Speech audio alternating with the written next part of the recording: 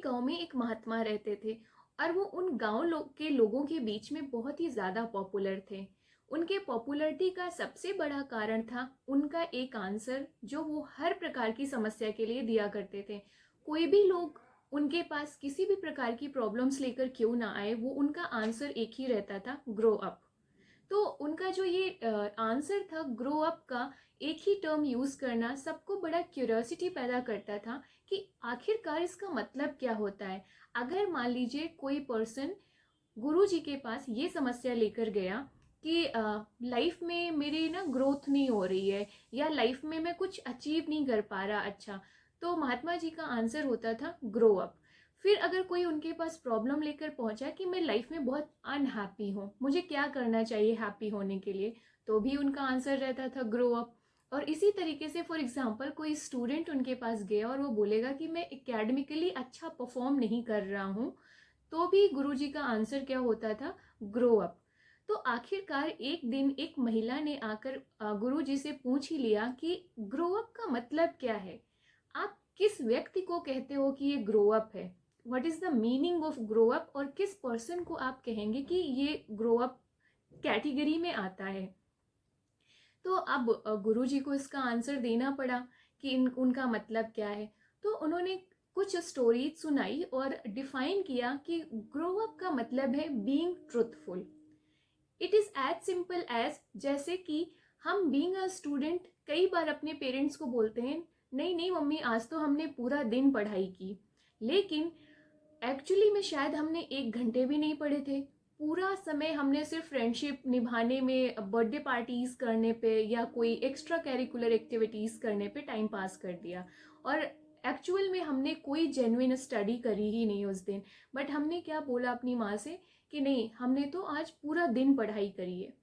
So this is just opposite to the being truthful.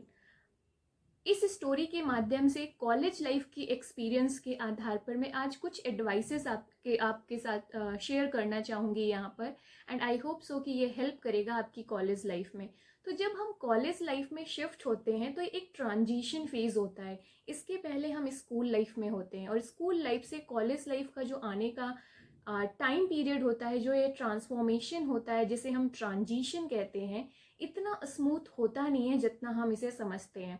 क्योंकि जब school life से हम बाहर आते हैं तो हमारे दिमाग में ये रहता है कि कॉलेज लाइफ को हमें एंजॉय करना है। कॉलेज लाइफ का मतलब मस्ती, जैसा कि हम लोगों ने मूवीज़ में देखा होता है, पार्टी करेंगे, बर्थडे पार्टी करेंगे, इवेंट्स करेंगे, ये कॉलेज कैंपस में गॉसिप करेंगे। तो ये माइंडसेट ज़्यादातर स्टूडेंट का रहता है।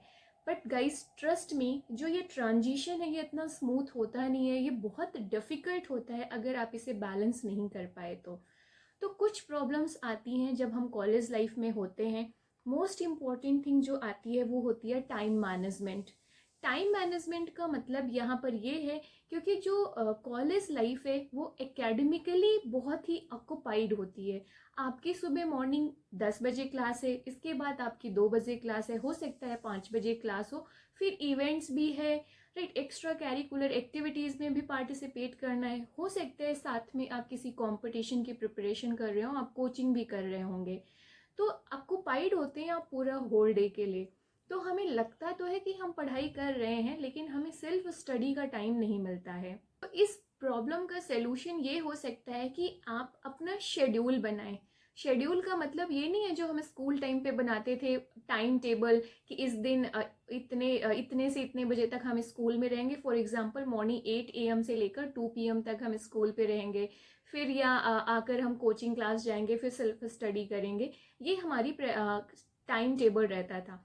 College time is something different, क्योंकि मान लीजिए हो सकता है आपकी एक क्लास मॉर्निंग शिफ्ट में हो, नेक्स्ट क्लास आपकी इवनिंग शिफ्ट में होगी।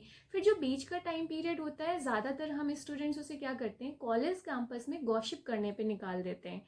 तो मेरे हिसाब से मेरी एडवाइस आपको यही रहेगी, मेरे एक्सपीरियंस से, कि जो वो ब्रेक होते हैं ना, आपको पहले से प्लान करके रखना है कि उन ब्रेक्स का कैसे यूटिलाइज करना है।